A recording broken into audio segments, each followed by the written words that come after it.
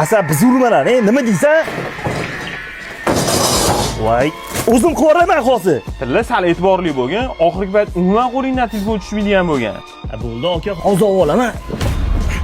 Shu payt aytganini qilasan, arzimagan xato uchun hammani oldida gap eshitasan. Undan ko'ra shu kiyimlarni o'zim bozorga arzonroq tarqatib, shu pulni o'zim topsam bo'lmaydimi? Ha, Tilla, savdo qalay?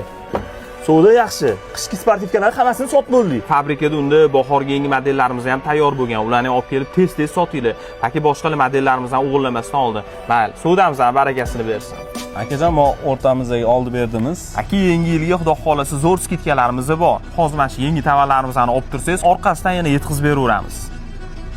Tilla sportivkalarni yuklab chiqaraverarsan, men ketdim. Xo'p. Shu Tilla ukam yaxshi bo'ladi. Nasib qilgan bo'lsa, shu ukamga bitta do'kon ochib beraman.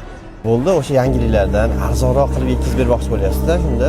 Aka, u modellar hali bozorga chiqmagan. Sizga arzonroq yetkazib beraman. Faqat gap shu yerda qolsin. Roz aka chaqirtirsiz, tinchlikmi?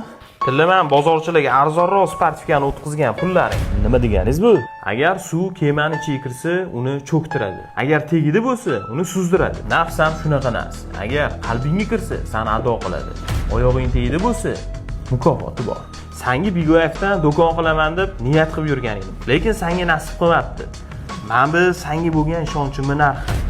Menda haqqing qolib ketmasin, ukam.